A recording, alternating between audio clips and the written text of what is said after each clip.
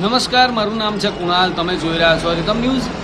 સુરતના પૂણા અને સારોલી વિસ્તારમાંથી 150 કિલો નકલી પનીર અને ઘીનો જથ્થો મળી આવ્યો છે. પોલીસ અને આરોગ્ય ટીમ સાથે મળીને તેને લેબ ટેસ્ટિંગમાં મોકલ્યું હતું, જેમાં તે નકલી સાબિત થયું છે. આવું ઘણા બધા વિસ્તારોની અંદર જોવા મળતું હોય છે. અમદાવાદમાં પણ ઘણી બધી જગ્યાએથી પનીર, તેલ, ઘી, મસાલા જેવી ચીજ વસ્તુઓ નકલી મળી આવતી હોય છે. લોકોના આરોગ્ય સાથે ચેડા થતા હોય છે, જેને લઈ લોકોમાં આક્રોશ પણ જોવા મળે છે. આજે આપણે કેટલાક લોકો સાથે વાતચીત કરીશું, જાણવાનો પ્રયત્ન કરીશું કે તેઓ આના વિશે શું કહેવા માંગે છે. આરોગ્ય વિભાગ ઘણી વખત દરોડા પાડતું હોય છે અને નકલી પનીર કે ઘી પકડી આવતું હોય છે. શું કહેવા માંગો છો આના વિશે?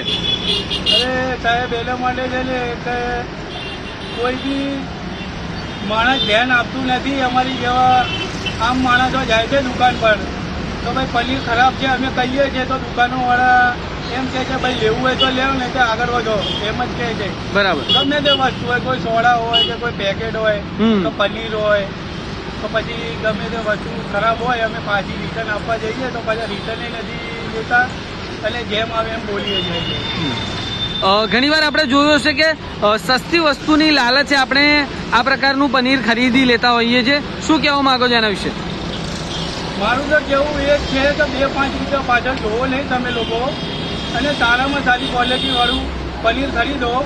અને બીજું એ કે એની ગુણવત્તા તમારે જોવી જરૂરી છે અને પબ્લિકને જાગૃત થવાની જરૂર છે કે ભાઈ આ તમે પનીર લાવ્યા છો, કઈ રીતનું છે, શું છે, કયું પેકિંગ છે એ તમે પૂછો. ના તમને જવાબ બરાબર આપે તો તમારે એનો વિરોધ ઉઠાવવો જરૂરી છે. સુરતના પાલીની અંદર આરોગ્ય વિભાગ દ્વારા 150 કિલો નકલી પનીર પકડવામાં આવ્યું છે. અમદાવાદની અંદર પણ આવા બધા કેસ બનતા હોય છે. નકલી માવો છે, નકલી મસાલા છે, ઘી છે, આ બધું નકલી મળી આવતું હોય છે. શું લાગે છે આપણે આવી બધી વસ્તુઓને લઈને કેવું ધ્યાન રાખવું જોઈએ? ધ્યાનમાં તો એવું છે કે હવે આપણી આંખે જોઈએ તો આપણને ખબર પડે. કોઈ પણ જવાબ પર વિશ્વાસ ના કરે.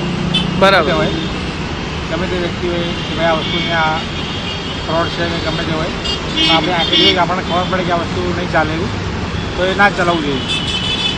પછી પનીર હોય કે ઘી હોય કંઈ પણ હોય. તમારી સાથે આવી ઘટના કદી બની છે? આજ સુધી ક્યારે બની હતી. બનશે તો ચલો જોઈશું. અત્યાર સુધી એવું બની હતું.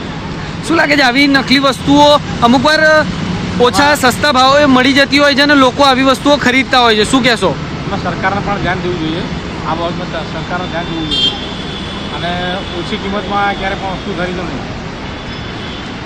કોઈ મોટી ડેરી હોય, કોઈ પ્રખ્યાત કોઈ વસ્તુ હોય ત્યાં તમે જાઓ તો વસ્તુ અલગ છે કે ભાઈ આ ચલો આ વસ્તુ બરાબર છે. આપણને બી થોડી ખબર પડી જોઈએ. હવે મિલાવટ કરે તો આપણને ખબર ના પડે તો આપણે શું કરવાનું લઈને. સુરતમાંથી 150 કિલો નકલી પનીર અને ઘીનો જથ્થો મળી આવ્યો છે. શું કહેવા માંગો છો? આ જે પ્રકારના નકલી પદાર્થો છે એ વાર તહેવારે મળતા જ હોય છે. ફૂડ સિક્યુરિટીવાળા પણ કડક કાર્યવાહી કરતા જ હોય છે. પણ આપણે સૌથી પહેલાં તો ગ્રાહક તરીકે આપણે જાગૃત થવું પડશે. આપણે જ જે પદાર્થ છે એની સાચી અને ખરાબની તથ્યો જાણવા પડશે, કારણ કે આપણે જ આપણા સ્વાસ્થ્યની ચિંતા કરવી પડશે. ઘણીવાર ખુલ્લી પ્રોડક્ટોમાં આ પ્રકારનું નકલી પદાર્થો મળી આવતા હોય છે. શું કહેશો એના વિશે? એટલે સૌથી પહેલાં તો ગ્રાહક તરીકે તમારે ખુલ્લા પદાર્થો તો ખાવા જ ના જોઈએ. ફૂડ પેકેજિંગ જે પ્રકારનું થાય છે એનું પણ એક માર્કા સિસ્ટમ હોય છે. એ માર્કો પણ જોઈને જ તમારે ફૂડ ખરીદવું જોઈએ. ખુલ્લું જે ખાદ્ય ખોરાક જે છે એ તો જો દેખીતી જ રીતે ખરાબ જ હશે એવું દેખાય જ છે. એટલે આપણે એ પ્રકારના ફૂડને અવોઇડ કરીને જે ફૂડ પેકેટ જે છે, જે પેકેજિંગ ISI માર્કાવાળા પેકેજિંગ હોય એ જ ફૂડ ખરીદવાનો આગ્રહ રાખો. તમે માર્કાની વાત કરી. ઘણી વખત એવું બી પણ બનતું હોય છે કે માર્કાવાળી વસ્તુ હોવા છતાં પણ તે નકલી હોય છે. એના વિશે શું કહેશો?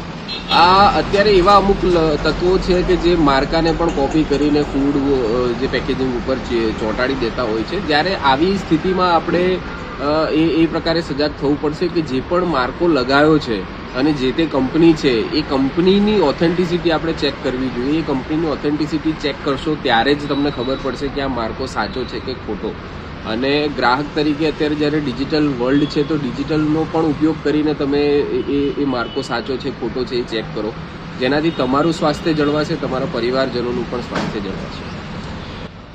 થોડી ઘણી લાલચ માટે લોકો નકલી વસ્તુઓ વેચતા હોય છે, એના વિશે શું કહેવા માંગો છો? લોકો જે અત્યારે નકલી ખાદ્ય પદાર્થો વેચે છે એમની સામે કડક કાર્યવાહી થવી જોઈએ અને થોડા પૈસાની લાલચમાં લોકો અન્ય લોકોના સ્વાસ્થ્ય સાથે રમી રહ્યા છે, જે બહુ જ ખતરનાક વસ્તુ છે.